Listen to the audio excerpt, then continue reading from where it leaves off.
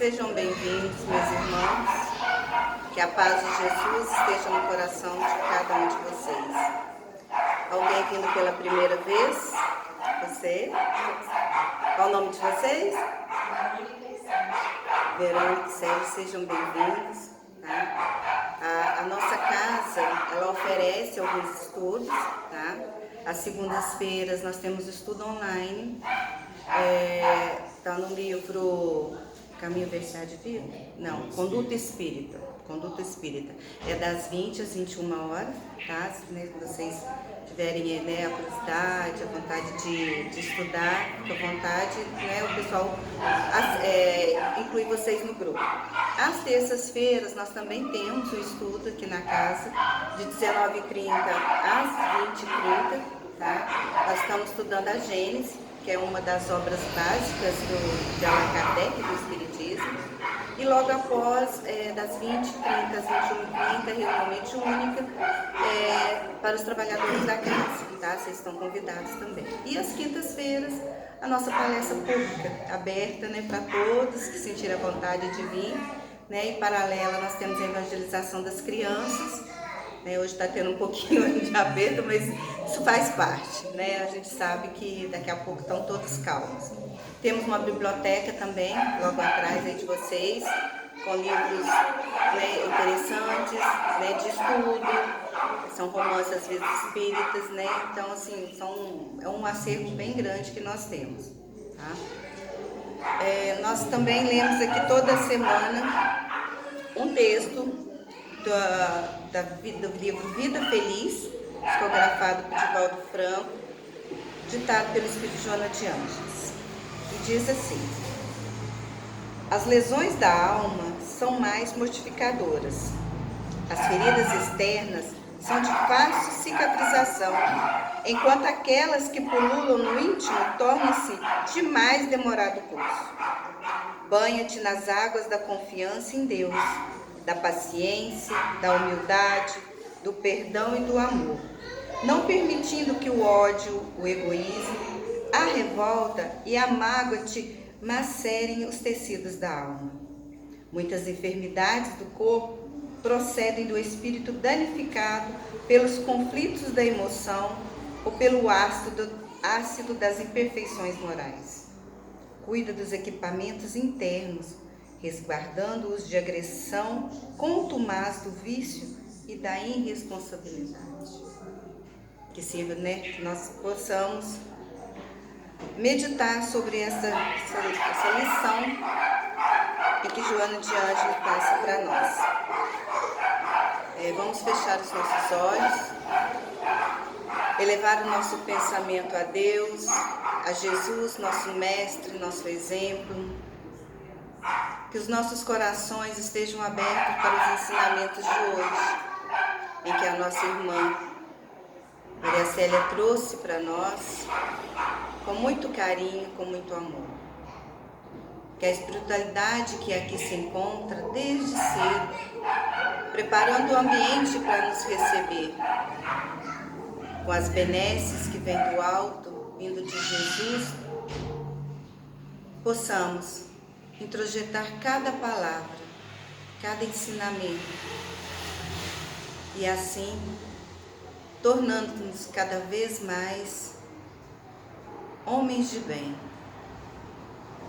Que cada coração aqui presente procure se conectar com Jesus, o seu mais íntimo ser.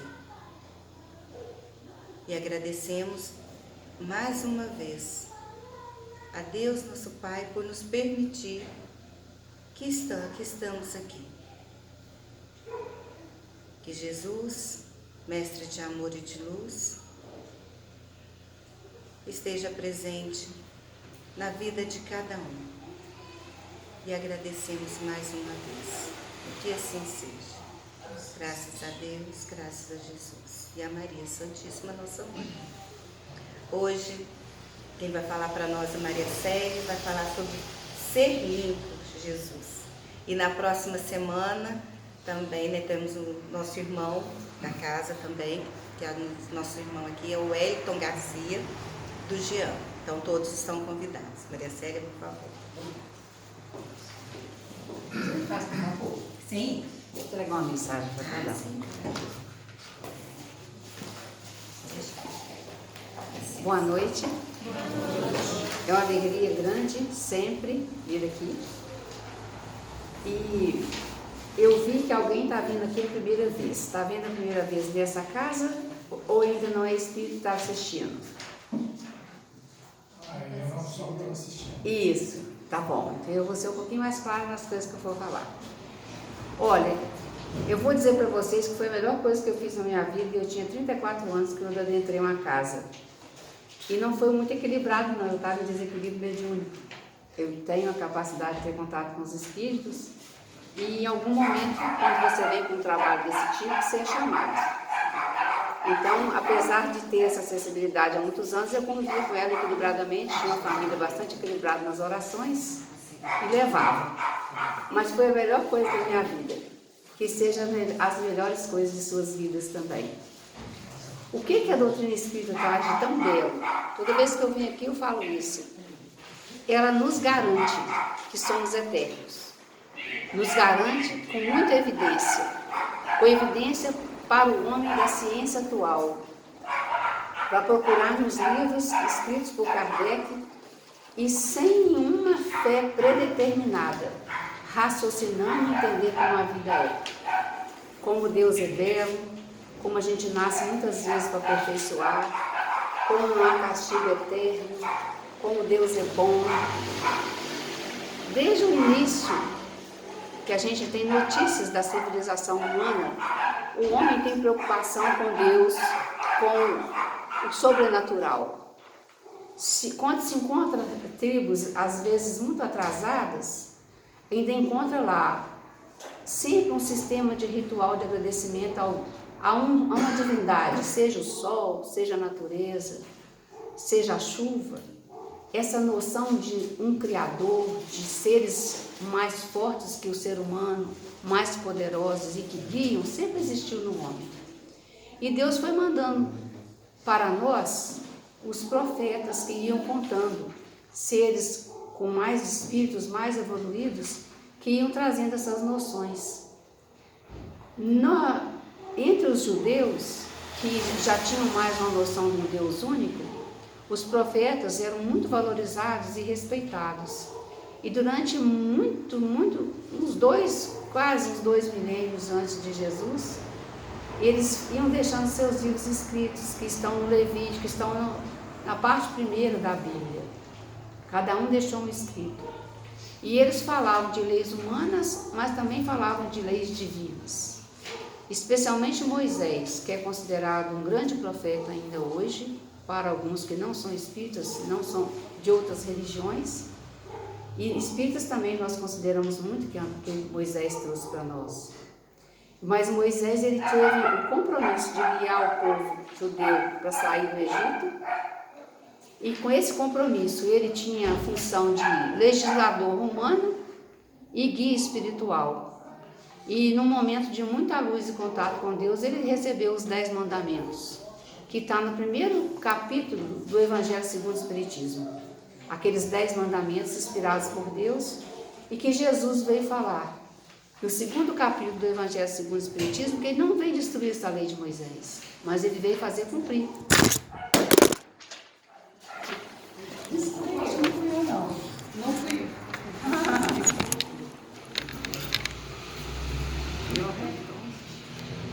Saiu a borrachinha. Vou continuar. Então, o que está escrito lá? Que ele não veio destruir a lei.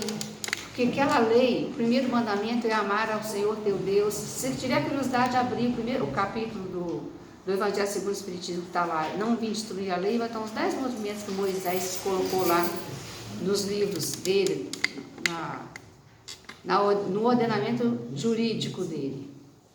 E lá está, amar a Deus sobre todas as coisas, não tomar o santo nome de Deus em vão, respeitar os pais, honrar pai e mãe, não matar, não furtar, não tomar o nome de Deus em juramentos, não cobiçar as coisas alheias, Mas todos esses mandamentos, ele conclui, poderiam ser resumidos em amar a Deus sobre todas as coisas e ao próximo como a si mesmo. Então é uma lei perfeita. Se eu amo a Deus sobre todas as coisas e ao meu próximo como a mim mesmo, eu estou muito fraterno e rendendo muito graças ao Deus Criador. Então Jesus, quando veio, Jesus só agia de modo diferente dos sacerdotes da época, tentando criticar o que se fazia errado dentro da lei de Moisés. Mas ele não veio destruir essa lei. Ele fala assim, eu vim para cumprir essa lei. Porque apesar de Moisés ter deixado que o não matarás no 5º mandamento, a mulher, se fosse pega em adultério, ela era apedrejada até a morte. Se a pessoa era dissidente de religioso, ele era condenado à morte também. Então, assim, eles respeitavam muito a lei de Moisés, desde que abraçasse alguns dos seus costumes, que não eram os costumes ainda de acordo com a lei que Deus quer que a gente viva, que é a lei de amor.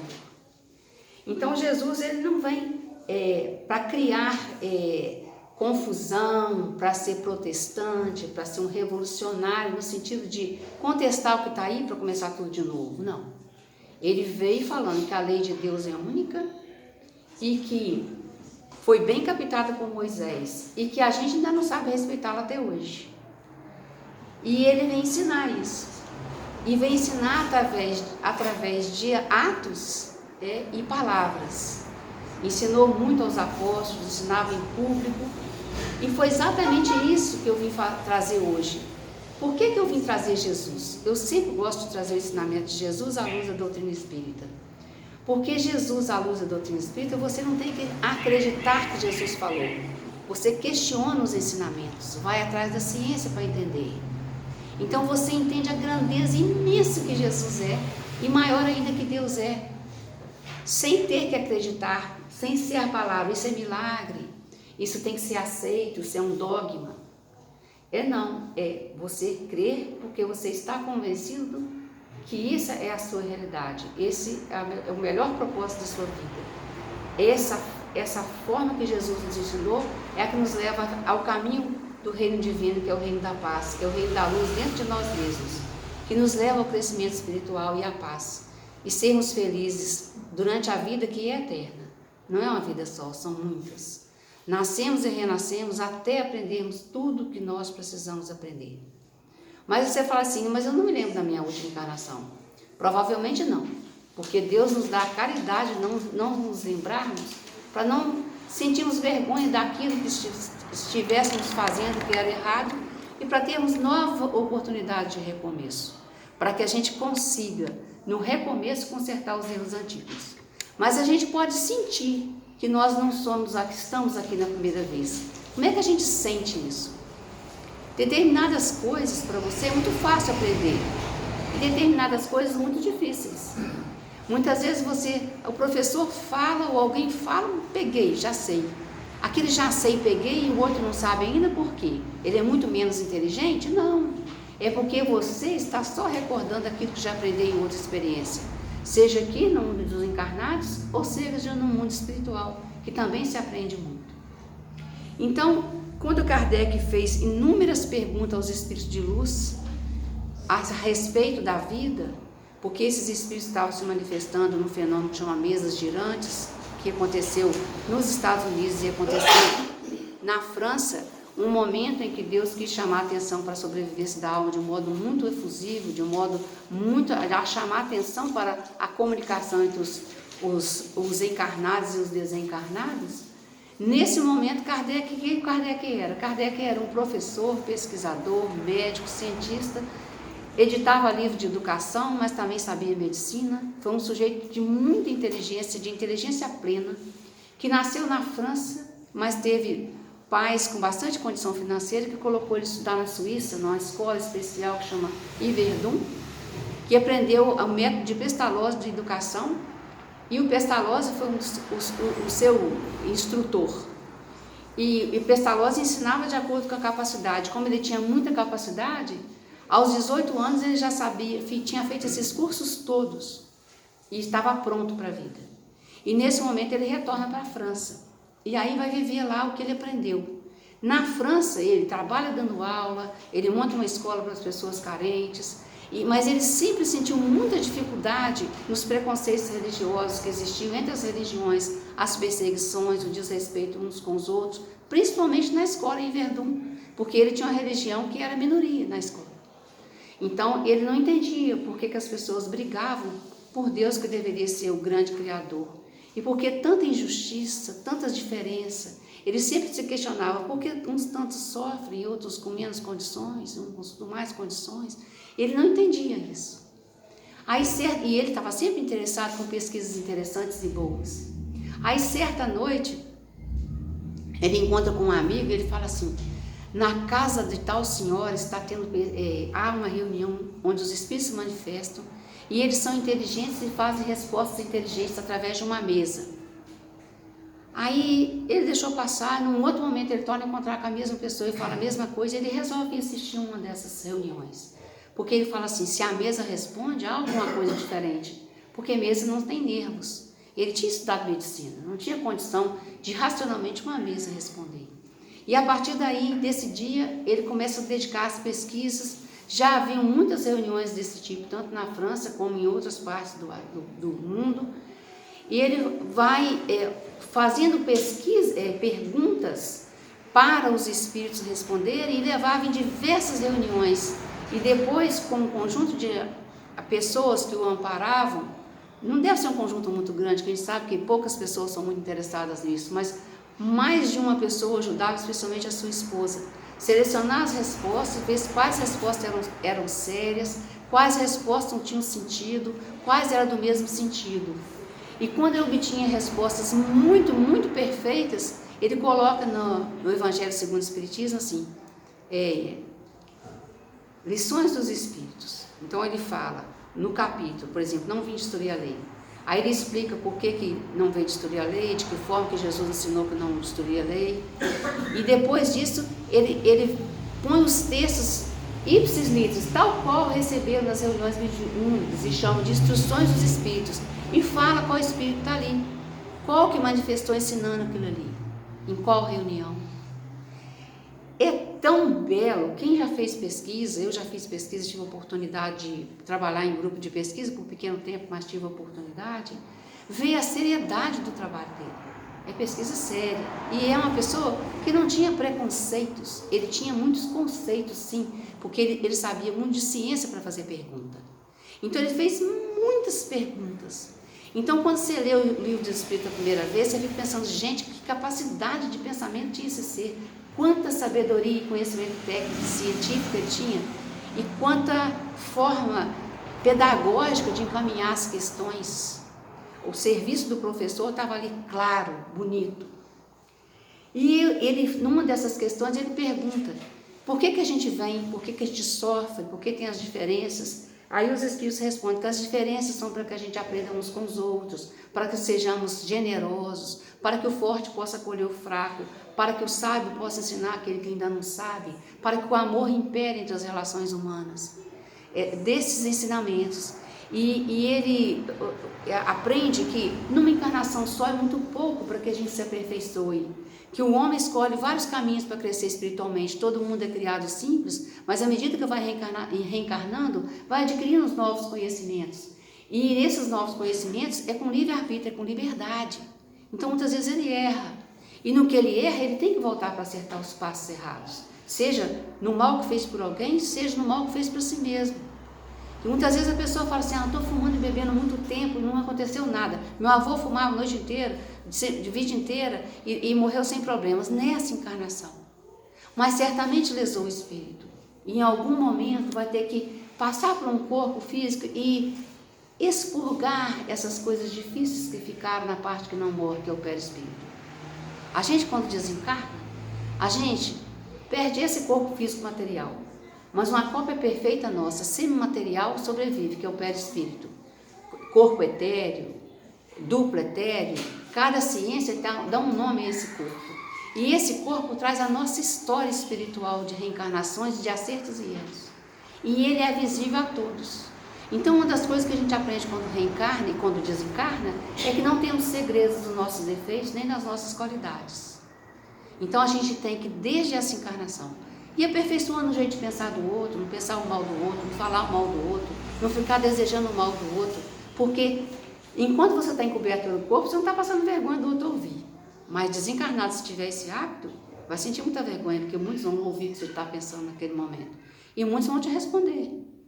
Porque é igual quando você está vigiado por câmeras, né? Você pode pensar que em um determinado momento você está se vigiando, mas em algum outro momento você descontrai e você vai ser o que você faz sempre.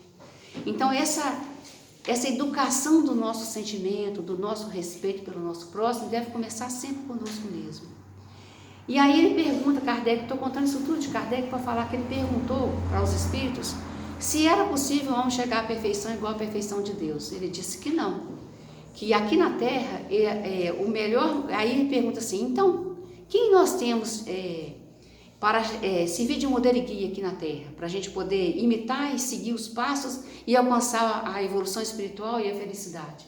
Aí Kardec responde, vide Jesus, olhe Jesus. Então, Jesus é dado para nós espíritos que gostamos da filosofia espírita e encontramos nela as respostas maiores para as nossas dúvidas. Ele nos responde que Jesus é o nosso modelo e guia. Como é que eu vou saber quem que é o meu modelo e guia e a quem eu devo seguir se eu não estudar? Se eu não souber o que ele veio ensinar, o que ele ensinou, o que ele fez? Que quando a gente não entende nada de Jesus, não estuda nada de Jesus, e a gente às vezes tem bastante intelectualidade, a gente pega uma reportagem e fala assim, não tem nem certeza que Jesus existiu, não tem um documento que fala que ele existiu. Por que a pessoa ainda acredita naquele texto? Porque ela nunca pegou o evangelho para estudar. Porque é impossível alguém que escreveu tanta beleza, ensinou tanta beleza, não está existindo. Aquilo não pode ser a imaginação de um ser que não tivesse a perfeição de Jesus, que Jesus tem. É igual quando as pessoas falam assim, eu não acredito nesse negócio de espiritismo, não. Isso é tudo imaginação da cabeça, a pessoa escreve do lado da cabeça dela. É que ela nunca pegou a literatura de Chico Xavier para ler pelo menos 10 livros de autores diferentes espirituais.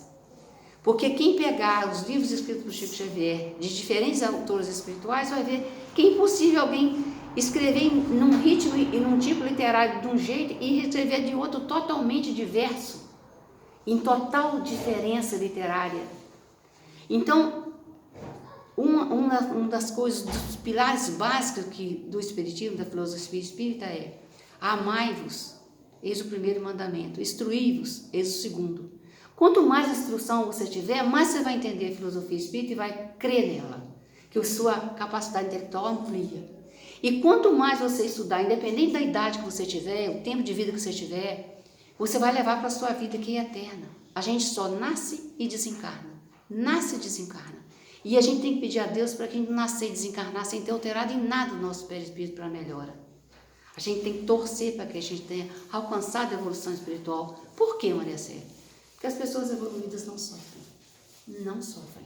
Além de adquirir capacidades infinitas para ajudar o próximo. Como não sofre, Maria Célia? Sofre muito pouco. Eu vou tornar a citar Chico Xavier. Chico Xavier tinha tantas doenças físicas. Hoje está difícil. Hoje. A borrachinha soltou. Não tem perigo, não.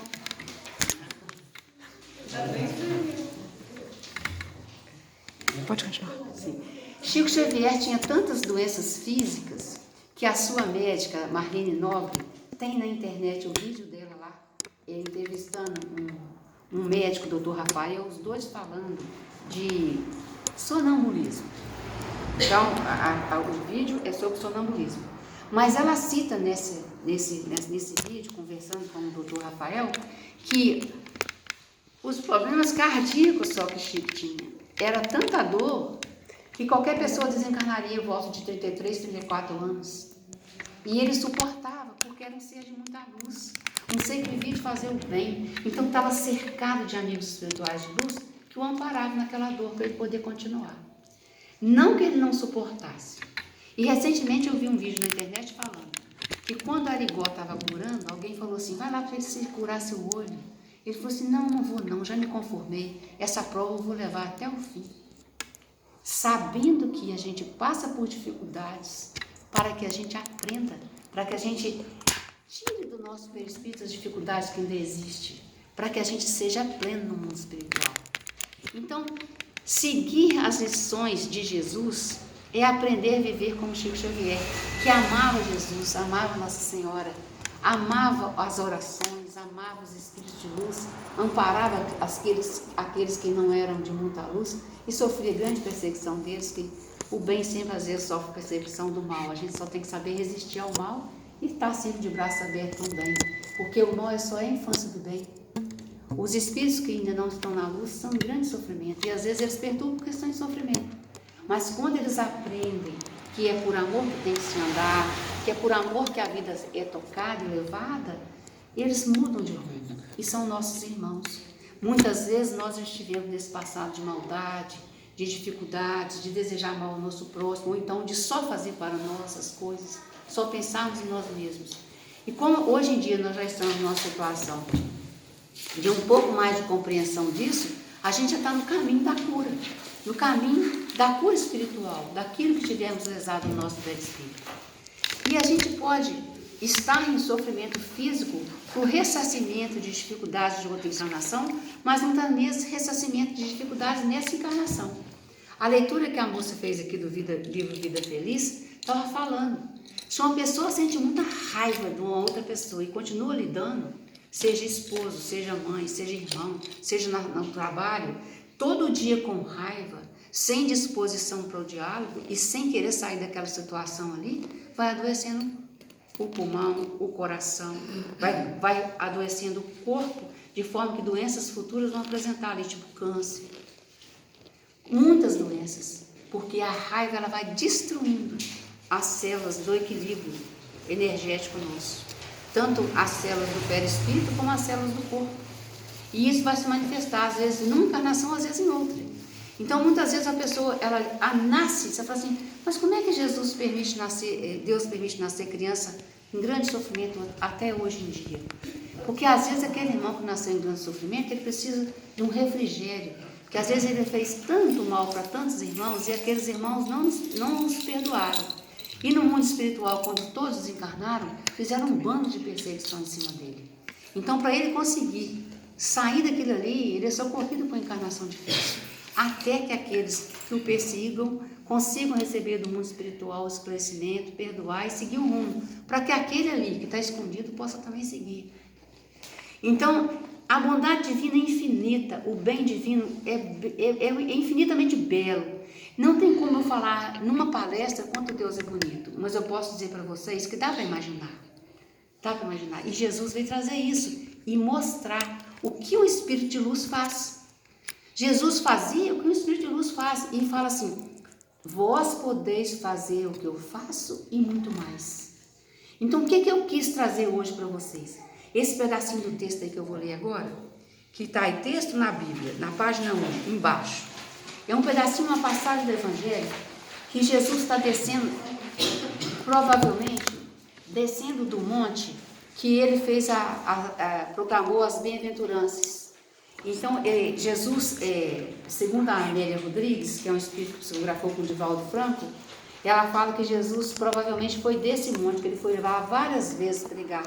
E ela, nesse livro aqui, que é maravilhoso, eu recomendo, eu trouxe para que vocês vejam, deve ter aí na biblioteca, pode baixar em PDF, ele é maravilhoso. São alguns pedacinhos da Bíblia escrito por Amélia Rodrigues, que é um espírito que é muito doce, muito poética, essa senhora, esse espírito dessa senhora. E ela traz pedacinhos do Evangelho com a vivência ao tempo de Jesus, é como se ela tivesse assistido, às pregações de Jesus naquele tempo, e conta com detalhes aquilo que às vezes estão só resumido no Evangelho. Então eu vou ler o pedacinho do Evangelho e depois vou comentar o que está na lição 13 desse livro. Então o que eu vou comentar está na lição 13 desse livro, e quem tiver interesse é ler, que está escrito, é ser limpo, é SE com circunflexo limpo, que foi a resposta que Jesus deu para o leproso que pediu para ele que ele o curasse. Então Jesus tinha o desejo que eles eram considerados imundos, os leprosos eram considerados imundos. Então, no que ele pede a Jesus, Jesus fala com o desejo que ele tinha de ajudá-lo. Então, eu vou ler um pedacinho do texto para fazer o comentário. E descendo ele do monte, no caso é Jesus, seguiu-o uma grande multidão. E eis que veio um leproso e o adorou, dizendo: Senhor, se quiseres, podes tornar-me limpo. E Jesus, estendendo a mão, tocou-o, dizendo: Quero ser limpo. E logo ficou purificado da lepra. Disse então Jesus: Olha, não o digas a alguém, mas vai, mostra-te ao sacerdote e apresenta a oferta que Moisés determinou para que lhe servir de testemunho. Então é um pedacinho que você vai encontrar em qualquer Bíblia que tiver na sua casa. Está em Mateus 8:3, 1-4. E lá em cima, aquele texto lá de cima, é do livro Palavra de Vida Eterna. São coleções que tem com Emmanuel. Isso aí agora é o Espírito Emmanuel. Que Chico Xavier parava, lia um pedacinho do Evangelho, e com aquele pedacinho do Evangelho ele recebia a psicografia do Emmanuel. Então aí tem um pedacinho, o mesmo pedacinho. E Jesus, estendendo as mãos, tocou-o, dizendo: Quero ser limpo. E o comentário que o Emmanuel fez. E do outro lado, é uma forma que Paulo ensina como a gente tem que trabalhar. O outro lado talvez eu nem consiga ler com vocês, mas eu já vou deixar para vocês que é para fazer a prática do que a gente vai aprender na teoria aqui agora. Então, a Amélia Rodrigues fala que eu não sei se vocês sabem, o Brasil tem a cada ano ainda de 18 a 20 mil novos casos de lepra, que graças a Deus no nosso país, o único país do mundo que tem o nome de hanseníase. Mas aqui não deixou de ter muito preconceito para cuidar dos leprosos. Ao tempo de Jesus, então, era muito mais difícil. Mas hoje em dia a lepra tem cura, hanseníase tem cura, através do antibiótico. Mas eu vou falar da história de Jesus, depois eu vou dar uma pinceladinha como é no nosso país. Mas ao tempo de Jesus, que não tinha antibiótico, nós só temos antibiótico a partir de 1959, quando foi criada a penicilina, só para vocês terem noção. E o micobacterium da lepra, ele morre só com uma quimioterapia com 3 antibióticos. Então, até 1961, por exemplo, no nosso país, quem tinha lepra era perseguido pela polícia e era levado à força para o leprosário e nunca mais voltava. Então, se fosse a mãe, ia, acabou, morreu para o mundo, está lá. E se fosse a mãe e o pai, depois o filho, às vezes eram isolados da família, ficavam lá construindo novas famílias. Era a única condição que o Brasil admitia que houvesse novo casamento, considerado entre aspas casamento. Não era legal, mas era respeitado. Porque aquela pessoa não tinha condição de continuar a vida de outro modo, porque não tinha como. Na época de Jesus, então, vocês imaginam. Então, é uma doença que ela começa com manchas, às vezes brancas, às vezes vermelhadas, às vezes vermelhas que vão ficando arroxeadas. As pessoas vão apresentando nas mãos ou no rosto e vão formando, às vezes, pápulas, elevações. Quando está assim, já está bem avançado o caso. Muitas vezes demora de 5 a 7 anos para evoluir. Mas no tempo de Jesus, só era identificado quando já estava aparente. E aí a pessoa, a partir do momento que era detectado que ela estava com lepra, ela era chamada de imunda. Ela passava por um grupo de sacerdotes que olhava se era mesmo, e a partir dali expulsava ela da cidade. Ela tinha que ficar longe das pessoas, com o sino pendurado no peito, e se ela sentisse a proximidade de alguém, ela tinha que gritar: imundo. Então, a partir dali, ela perdia tudo. Então, esse leproso que encontra Jesus, segundo a Amélia Rodrigues conta, que ele já tinha chorado tudo que ele podia. Ele era bem jovem quando ele foi expulso. E ele já tinha chorado tudo que ele podia, a tal ponto, e sentia tanta dor, estava tão envolvido, que a lepra não dá dor a princípio, a mão não queima, aquela mancha não queima, mas ao mesmo tempo dá dor nas pernas, dor nos braços, dá sensação de choque, de queimadura, dá sintomas de dor também. Apesar de ter as regiões das feridas podem estar em dolor, outras regiões do corpo têm manifestações diversas. E que ele estava enjoado de sofrer isso. E aí, enjoado, triste, mas ele foi educado na crença dos judeus. E ele sabia que ia chegar o Messias. E ele ouviu muito falar na infância dele do Messias. E ele acreditava que o Messias chegasse. E ele ouviu alguns falando que Jesus estava andando por ali curando. Que alguns que ele ouviu? Os colegas de lepra abandonados também, que ficavam andando mais ou menos na zona rural, alguns ficavam num vale, que era chamado Vale dos Leprosos. Eles podiam perambular desde que ficasse longe. Como é que as pessoas faziam para sustentar essa pessoa que não tinha condição de trabalho? Os caridosos da época, que sempre houveram, iam e depositavam, iam de longe, e quando eles ouviam o tropel, eles saíam correndo, eles deixavam ali a comida para que eles pudessem pegar. Muitos morriam de fome junto com a doença mesmo. Então você imagina, ele está num lugar que ele olha Jesus, e Jesus está descendo do monte. E quando Jesus está descendo do monte, ele olha assim, mas não é esse o Rabi? Ele é invadido por uma sensação maravilhosa de conforto, uma sensação de paz, de luz, de felicidade, como se a mãe dele estivesse abraçando ele. Que sensação, parecendo que tinha caído uma cascata de luz, de água refrescante. Uma coisa muito deliciosa percorreu o corpo dele, uma emoção tão profunda que há muito tempo ele não vivia aquilo. E aí ele olha para Jesus e ele vê um halo enorme em volta de Jesus de luz e muita luz vindo em direção a ele. E aí ele fala assim, esse vai me curar. E ele não pensa se ele merece, se ele não merece. Ele fala assim, esse vai me curar. E ele vai em direção a Jesus e fala isso aqui.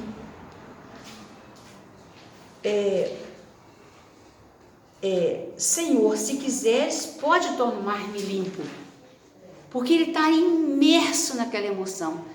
E aí Jesus, a multidão estava descendo do monte com Jesus. Jesus tinha acabado de fazer pregação para eles. E aí Jesus, diante daquela multidão, aproxima dele e o toca.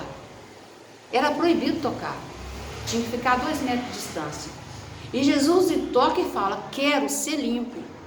E imediatamente o que acontece com ele? Ele é sacudido, ele tem um trinilique, vou falar um termo vulgar. Ele é sacudido por forças violentas, ele sente tudo repuxar, mudar. Ele vê eu imagino que deve ter durado uma meia hora, 40 minutos, não falo o tempo, mas ele vê todas as partes do corpo destruída dele sendo recomposta, a parte do corpo físico. Ele andava todo cheio de trapo, porque vocês imaginam que do jeito que saiu da cidade, nunca mais recebeu roupa. E quando recebia a roupa por caridade, ela também acabava virando trapo. Ele ficou perfeito, como se ele tivesse, como se fosse um diamante dentro da terra suja. A Amélia Rodrigo fala isso, como se fosse um diamante dentro da ganga dos trapos, porque onde o diamante é encontrado é chamado ganga, né? Tem esse termo. E ele fica tão emocionado, tão feliz, que ele cai de joelho, de cabeça no chão diante de Jesus, que era essa atitude que o ser fazia naquela época, para agradecer aquilo que era um Deus na frente dele. E ele fala assim, que queres que eu faça? Gaguejando, um pedacinho, que queres que eu faça? Com dificuldade, tão emocionado, de tanta lágrima que saía. Vocês imaginam uma pessoa tomada de alegria depois que ela estava enterrada no sofrimento, na dor, principalmente a dor do abandono social. Aí ele é curado, e Jesus fala com ele assim, vá ao sacerdote, está aqui, ó, não digas nada a alguém, mas vai, mostra-te ao sacerdote e apresenta a oferta que Moisés determinou para servir de testemunho. Porque as curas eram realizadas dentro do templo, naquele tempo. E a pessoa tinha que fazer oferta, tinha a técnica de fazer oferta. Lá no Levítico, lá no Antigo Testamento, quem quiser ver, em alguns lugares na internet também você acha, tinha que levar 2 pombos, dois carneirinhos, mas não sei o que lá, que eram ofertados, eram feitas ofertas, tinha um ritual lá grande, e o ser que era curado, no caso, quando era curado de hanseníase, que era muito raro, o único caso que a gente vê contar é esse, e os outros 10 que Jesus também curou, mas se ele tivesse sido considerado curado, ele tinha que tirar a roupa toda diante dos sacerdotes, que tinham esse compromisso de conferir se ele estava mesmo são. E como os sacerdotes eles concentravam ao tempo de Jesus, era a teocracia. Então eles concentravam o poder divino e o poder humano, o poder das leis, o poder do julgamento, tudo no templo. Então eles julgavam que aquela pessoa podia voltar ao convívio social e dava autorização para isso, que do contrário não entraria na cidade. Então Jesus não manda ele oferecer para mostrar para o sacerdote que ele curava, não é nada disso. Aí à noite, aquela cura foi tão impressionante, foi tão diferente, foi tão tocante, que isso era mais ou menos por volta da tarde. À noite, quando os apóstolos reuniam com Jesus para fazer uma refeição, Simão ainda estava impressionado e os outros também com o que tinha acontecido. Aí Simão pergunta para ele assim: mestre, por que você mandou ele passar lá para poder fazer as ofertas? Tipo assim, não foram os sacerdotes que o curaram? Não foi o Deus de Moisés que o curaram? Por que você mandou? Mandei, meu filho, porque a gente tem que respeitar a justiça. A gente tem que respeitar a lei. A lei tem que servir ao homem. E como é que ele vai ser introduzido? Está escrito aqui nesse capítulo, aqui, a Amélia Rodrigues conta. Como é que ele vai ser introduzido na sociedade se o sacerdote, que é quem tem autorização para dar para ele o documento de entrada na cidade e acesso à família dele, de novo, ele vai ser como? É só se ele mostrar a cura dele. Aí o André, curioso, vira assim: mestre, você falou que nós estamos divulgando o reino de Deus. É impossível não acreditar nos poderes que o reino de Deus te dá. Como que você falou para ele não falar para ninguém? Pois então, como é que a gente vai angariar pessoas para esse seu novo reino, se é aquilo que tem de mais impressionante você fala para não fazer? Aí Jesus fala com ele assim: o reino de Deus é construído no interior do homem, não é por demonstrações exteriores. E o reino de Deus é para que a gente distribua para todas as pessoas. Mas esse que foi curado, aí Jesus fala, esse que foi curado saiu daqui e já contou para muita gente. E não só isso, ele curou o de fora, mas o espírito dele não foi curado. Ele não estava preparado ainda.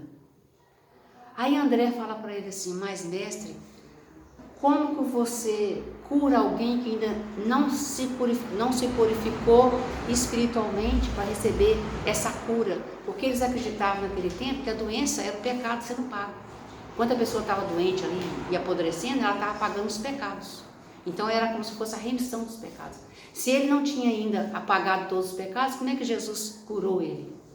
Aí Jesus responde para ele: o reino de Deus é para todos, todos. E Jesus responde isso para nós. O reino de Deus é para todos nós. A gente não tem que pedir graças a Jesus e a Deus porque a gente merece, não.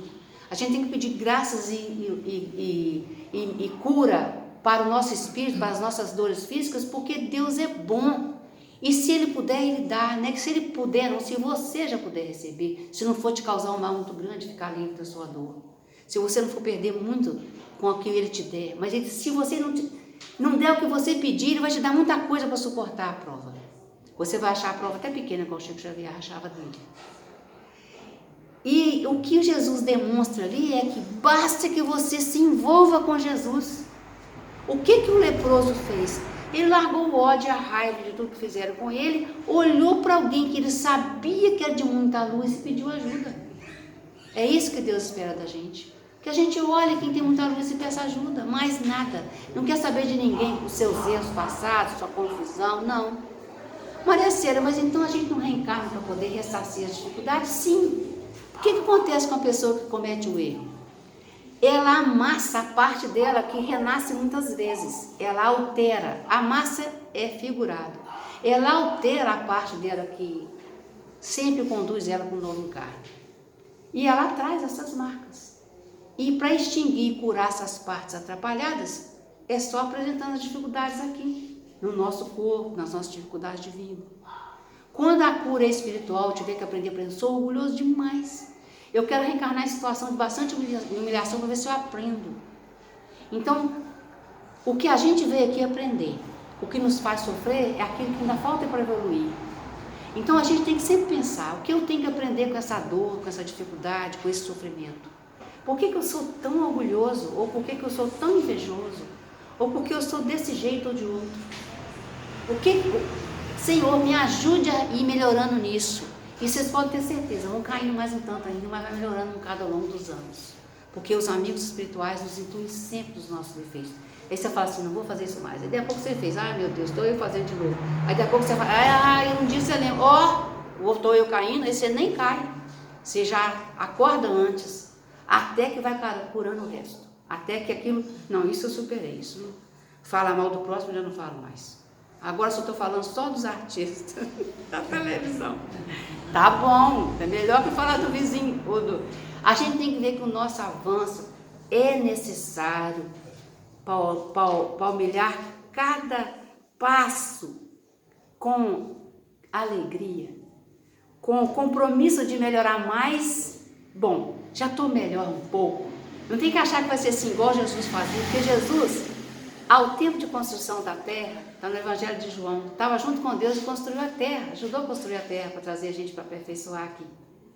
Então, olha o tempo desse espírito evoluindo. E ele já tinha capacidade para construir a terra ao tempo do surgimento da terra. Então, dá para a gente imaginar o tempo que ele teve, mas ele falou que a gente podia fazer o que ele faz e muito mais. E se a gente não acreditar em começar hoje, não começa. Então, como é que a gente começa? Dando passe na casa espírita, quando tiver feito curso de passe, aprendendo a dar passe, aprendendo a fazer orações para outras pessoas, vibrando coisas boas, que é isso que Jesus fazia. Só que em grande quantidade e em grande poder. De quê? De evolução espiritual. E aí, voltando ao leproso, o André falou assim: ô mestre, que adiantou você curar ele? Tipo assim, né? Não evoluiu ele espiritualmente? Ele vai guerrar de novo? Aí Jesus responde para o André assim: André, o sol aquece a terra todos os dias, todos os pontos, inclusive o charco mais mal cheiroso, a lama, sempre, até que um dia a semente que veio lá resolve brotar e fazer uma bela flor. Então Deus não está aqui para pensar se merece ou não merece, não. Peça, estabeleça uma relação de amor com Jesus, com Deus, você vai conseguir o que você precisa. No campo espiritual, de crescimento espiritual, no campo amoroso e também no campo material, se for necessidade real. A gente pode pedir a Jesus para achar a sua tesoura? Jesus não vai achar a sua tesoura não, porque então, num patamar de maiores preocupações, não vai ter um amigo espiritual ali na sua casa trabalhando com você que pode te indicar a tesoura. Eu estou falando isso para vocês que eu tenho uma mãe que não é espírita, mas uma fé infinita. E ela fala assim: Nossa Senhora, deixa eu achar a tesoura. Podia procurar, chamou Nossa Senhora, a tesoura vinha. Porque naturalmente tinha ali um espírito ali, que era amigo espiritual dela, vendo a distração dela, ela cuidando de 8 meninos, cuidava de 8 meninos, eu sou irmã de 7. Aquela confusão, cozinhar, lavar, passar, costurar para aquilo tudo, ensinar a estudar, pôr para fazer o dever. E aí da gente se não fizesse o dever correto. Então essa pessoa ela tinha que ter auxílio. A gente, quando resolve fazer bem feito a nossa vida, a gente tem auxílio. Minha mãe nunca estudou, aprendeu a ler quando os pais dela levavam os professores em casa, na roça, para ensinar os irmãos. Ela tinha 4 anos, aprendeu a ler. Aprendeu a ler, aí o pai dela falou assim: não precisa ir na escola não, já aprendeu a ler. Punha ela para ler o evangelho para ele todas as noites. Minha mãe sabia o evangelho decorado. Era tão gostoso ver ela contar as histórias de Jesus. Ela era intuída, eu tenho certeza. Ela contava para a gente, contava do Natal, contava com grandeza. Então eu estou dizendo para vocês que o amor está em qualquer religião. Deus está em qualquer religião que leve a sério, que busque o crescimento espiritual, que busque seguir Jesus como exemplo de verdade. Curar o leproso, estender a mão. Ah, não põe a mão não, não põe não, põe de luva. Põe com luva. Você não é Jesus, não tem a defesa dele ainda, mas você pode pôr com luva. Hoje em dia não precisamos ter nenhum preconceito contra os rancenianos. Hoje em dia só pega aquele que não tem tratamento ainda. Espirro, saliva, compartilhar coisas. Felizmente não transmite na mama, a mãe pode amamentar o filho, não transmite nas relações sexuais. Então, a doença ainda existe, mas nós tivemos um refrigério imenso com a chegada dos antibióticos. E Jesus fez isso com grande bondade, faz ainda até hoje. A chegada dos antibióticos, com certeza, foi pedido de muita gente, para que aliviasse aquela doença tão triste. Mas ela ainda acontece até hoje, e a gente pode pedir auxílio para qualquer doença até hoje. Aí André fala com ele assim: ô mestre, se a gente divulgasse essas curas, o reino de Deus vinha logo rápido. Aí Jesus sempre repete para ele: o reino de Deus é a partir de cada um, dentro de cada um. Não vai ser com demonstrações exteriores. Então o que Jesus quis dizer? Se você fizer um show, aquele que viu o show pode acreditar, mas daí 3 dias já esqueceu. Agora, se ele passou pelo sofrimento, pediu ajuda divina, percebeu que Deus manda ajuda mesmo para quando você pede um modo sério, passou ali 6 meses, 1 ano, prestando atenção se resolve, teve seriedade com a busca. Não é assim: me dá isso, não ganhei, não serve. Não. Ser maduro no relacionamento com Deus. Essa pessoa vai ter a oportunidade de ver Deus na vida dela todas as horas, porque Deus está aqui. Deus está em todos os lugares e a lei divina vale para todo o universo. A lei divina não muda, o que muda é a lei humana. A lei humana muda sempre, para poder adaptar aos costumes. E muda muito rápido, porque à medida como vai evoluindo.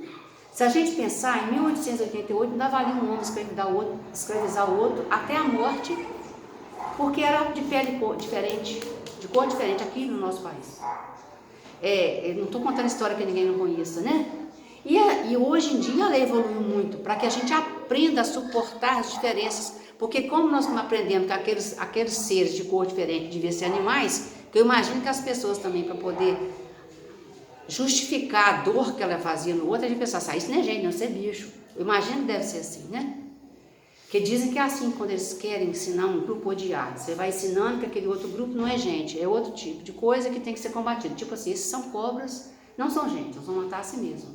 Por isso que você forma grandes assassinos coletivos, porque não tiveram a grandeza de ter uma orientação firme na bondade de Deus, no respeito a todas as criaturas. A gente tem que respeitar todas as criaturas divinas. Cobras, lagartos, jacarés, aprender a lidar com eles. Mas não temos direito de destruição. Não temos esse direito. Então, a gente paga as nossas dificuldades, as nossas alterações de planeta, de sistema, de tudo, pelos nossos erros. Mas vamos aprender. Não percamos a esperança. Todo mundo já destruiu tudo mesmo, não sei o quê. Você vai pôr mais um fogo? Você vai jogar o lixo na rua por causa disso? Dê pelo menos o seu exemplo. Tenta conservar para você, porque com certeza você vai voltar. De algum modo a gente volta, algum dia a gente volta. E o que Jesus quis dizer com essa cura é que quando alguém o busca de forma firme, crente, que se sente permitindo, você é meu irmão, filho maior do meu Criador, pode me ensinar o caminho de amar meu próximo, de amar minha mãe, meu pai, meus irmãos, de não odiar tanto, de não fazer tanto mal, de não me violentar tanto. Quando eu consigo fazer essa oração e estabelecer esse relacionamento com Deus, com Jesus, eu não terei medo da morte e estarei sempre amparado, porque quem tem um bom relacionamento com Deus não tem medo da morte. Estou quase concluindo a minha fala. Meu pai e minha mãe eram outra religião, mas rezavam o dia inteiro, todos eles. Faziam, graças a Deus, eu tenho o dever de ser séria, porque meus pais eram muito. E aí um dia, ele morreu, tem 2 anos, desencarnou tem 2 anos, e eu sempre cuidei dele. Ele tinha bastante saúde, mas precisava ir no médico, para chegar a 96 anos tem que tomar alguns remedinhos. Aí um dia eu perguntei para ele assim, ele ia fazer uma cirurgia com 92, primeira vez que tinha sido internado, eu falei assim, pai, tem medo da morte? Ele falou assim, não, minha filha, tudo que Deus fez é bom, a morte também vai ser boa. Sereno, sereno. Eu o visitei algumas horas antes do desencarne na UTI, só consegui falar com ele assim, ele já não estava falando mais, mas ficou, eu pedi muito aos amigos que eu tenho encarnados para orar muito, para ele ter um momento de bastante lucidez comigo, e foi uma despedida deliciosa, que eu falei com ele assim, eu vou rezar para você a oração que você mais gosta, e fiz a oração com ele. Ele riu, tadinho, já sem a dentadura, deu aquela risadinha, de quem está desencarnando mesmo. Foi feliz, sem medo, nunca senti o medo nele, é uma bênção divina muito grande. Mas ele tinha um relacionamento com Deus todos os dias que eu me lembro. Minha mãe fazia a gente ajoelhar. Eu achava um absurdo aquilo, podia rezar em qualquer posição. Mas ela mandava e a gente obedecia. Então eu vou dizer para vocês assim, que o que Jesus quer dizer para a gente sempre é ser limpo. Saia das suas dificuldades físicas e espirituais, cure-se, seja feliz, ame o próximo, ame a si mesmo, viva feliz. E só um dedinho de prosa de 5 minutos dos nossos irmãos rancenianos. Só no Brasil, graças a Deus, tiraram, se o sujeito está com lepra, o preconceito é horroroso. Pelo menos você fala assim, o sujeito é ranceniano, ou está com bacilo de Hansen, eu nem falo às vezes o nome. Que interessa, tem cura. Tem cura, na unidade de saúde tem remédio. Tem 18 mil a cada ano novos casos no Brasil. Está relacionado muitas vezes na área rural, às vezes com o consumo de tatu, que o tatu nele reproduz a micobactéria, mas graças a Deus também agora é proibido matar tatu. Então, tem várias formas da gente combater a doença nos dias de hoje. Mas eu vou falar com vocês até 1961, quando o ministro da Saúde era Tancredo Neves, ministro Getúlio Vargas, foi criada uma lei que podia o sujeito não ser obrigado a ser internado, que mesmo já tendo antibiótico, ele era obrigado a ser internado e nunca mais. Então, eram muitos os leprosários no Brasil. Entre na internet para vocês verem a luta que foi. Igual tinha a internação para os deficientes mentais, tinha dos que tinham a doença da lepra. E as crianças que nasciam dos relacionamentos eram doadas. A mãe nem tinha contato com a criança era doada para doação, porque ela, na maioria das vezes, não estava contaminada. Muitas pessoas, tem filme desses assuntos, muitas pessoas, às vezes, ficavam separadas a família a vida inteira, porque às vezes tinha dois, que o contágio é familiar, é íntimo, né, de convivência. E quando descobria um, às vezes já estavam todos os outros contaminados. Hoje em dia, gente, é só ir na unidade de saúde. Se o médico não entender, ele manda para o dermatologista entende e vai medicar. E graças a Deus, ninguém é internado por isso, em lugar nenhum, isolado, em lugar de ninguém. Ainda existem essas casas, porque as pessoas que foram para lá não têm família, perderam o vínculo, não tem ninguém. Então, muitas delas podem ir embora, já sararam, mas ficam morando no entorno, algumas casinhas que tem. Ainda existe o resquício dessa doença na nossa comunidade. Então, eu quero agradecer a vocês a paciência, falar que a gente tem muito medo das doenças contagiosas, como tivemos do Covid. E é justo que tenhamos.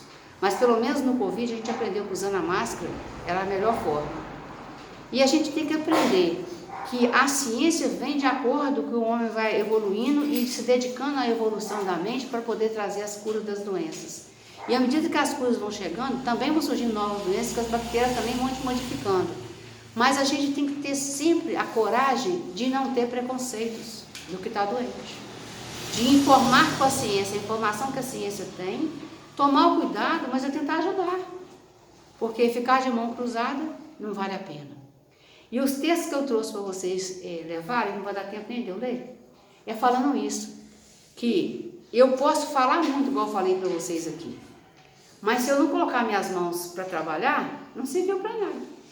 Se eu chegar em casa e achar que todo mundo tem que me servir, se eu chegar no meu trabalho, achar que todo mundo tem que me servir, se eu achar que eu posso tratar os outros mal, achar que eu estou doente, estou irrevogavelmente, se eu estiver doente, irrevogavelmente condenado por uma sentença, e vou mesmo morrer daquilo ali. Se eu tiver fé e pedir vida a Deus, eu vou tendo. Então eu agradeço a vocês a paciência de me ouvir. Espero que eu tenha instigado vocês a procurarem coisas com Kardec, na internet, para aprender. E espero que nosso Senhor Jesus possa abraçar a cada um de vocês e seus familiares, dando a vocês muita paz, muito conforto, mostrando que Ele é o verdadeiro guia da humanidade mesmo. Todas as suas atitudes eram de verdadeiro amor por nós e que a gente possa seguir cada vez mais os seus passos. Obrigada.